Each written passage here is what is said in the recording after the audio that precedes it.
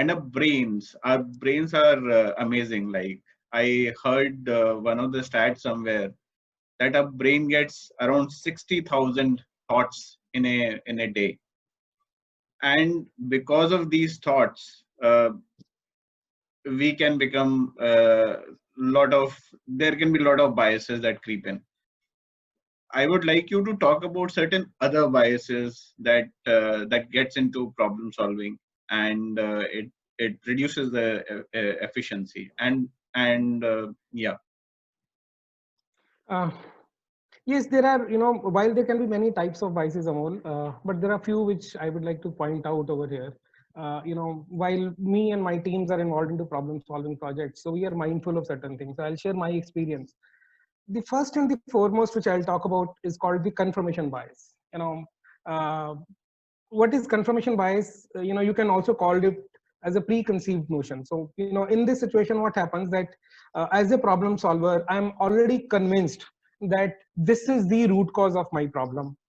This is the reason why the problems are happening. This is the reason why the product is not working, or the process is not working. So I'm already convinced about that issue, or I might already be convinced about a particular solution, that this problem can be solved using this particular solution. For example, training can solve all my problems, right? Now, when this kind of issue happen in terms of confirmation bias, your mind tend to pick up those evidences or those proofs which solidify your own beliefs. Whatever you are believing, your mind will tend to accept only those elements, and it will continue to ignore other evidences which are in front of you, but you are continuously ignoring them, because you have made up your mind that this is the issue because of which the problem is coming. So you tend to lose focus, you miss out an opportunity to be exhaustive in your analysis and your hypothesis, right? So confirmation bias is another thing about which we need to be mindful, because it can create problem. Another problem is convenience bias.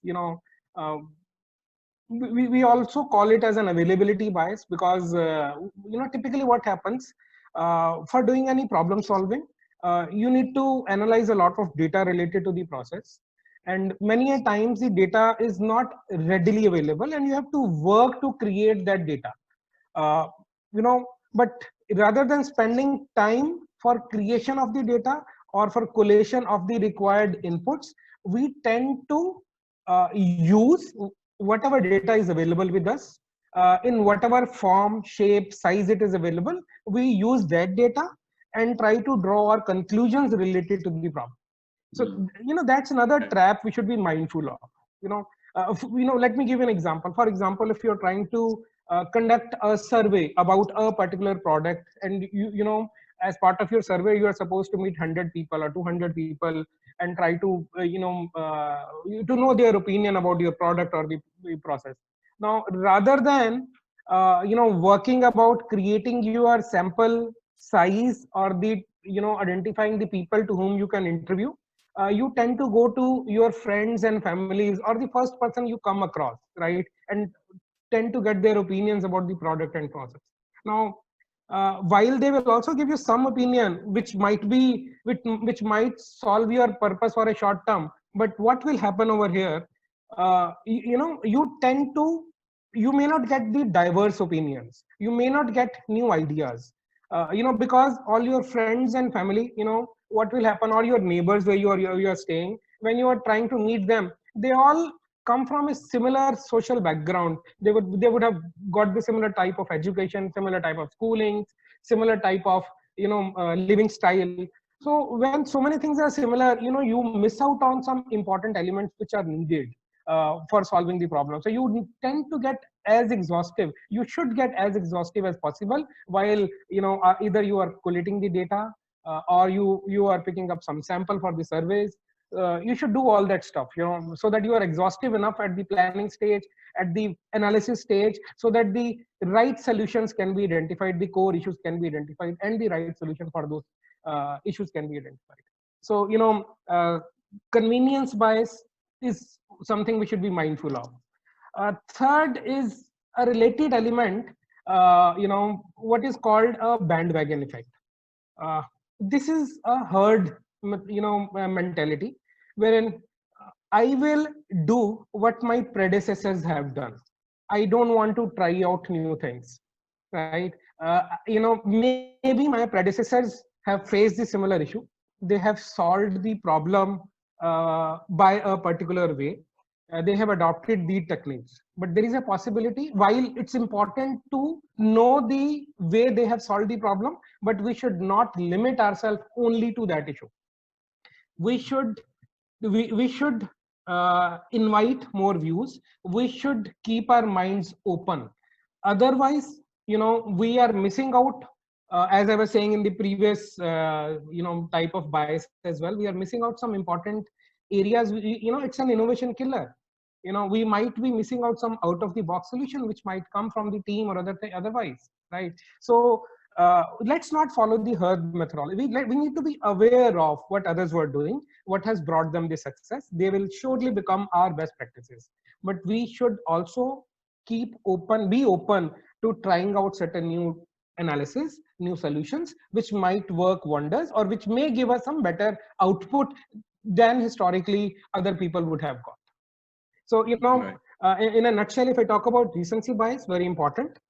Confirmation bias, very, very important, because you are not you are not becoming exhaustive enough in your analysis, and you are ignoring the relevant thoughts which are coming to your mind at times. Convenience, you are being lazy about your data collection plans, or in your research or study. And lastly, bandwagon effect. These are the four things I keep it in mind, while or my team keeps in mind, while we are trying to solve certain issue or the problem. Right. And I uh, uh, very very nicely summarized. I think in these four cognitive biases lies the genesis of all the problem solving methods that quality has given to us.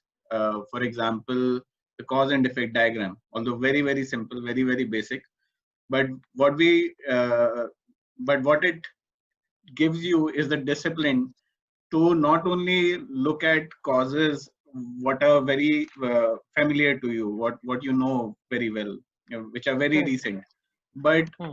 to brainstorm problems or causes in each and every area for the man, machine, material, method, and environment. So until and Or unless you whatever have done your category you have brainstorming in created. right Correct. in Yeah, all the dimensions, so it's basically absolutely. motivating you to look at all directions, all dimensions what are possible while you are trying to solve a problem. And I think, yeah, diversity angle is a really important angle, because if your teams are not diverse, if they all think same, they think of a think in a very similar manner, it's very very natural to get into a bandwagon effect, because everything, once everyone says something and everyone in the team also have that same kind of opinion, nobody questions it, and then it becomes a routine. I remember, it is said, if two people always agree with each other, one of them is not required. Right.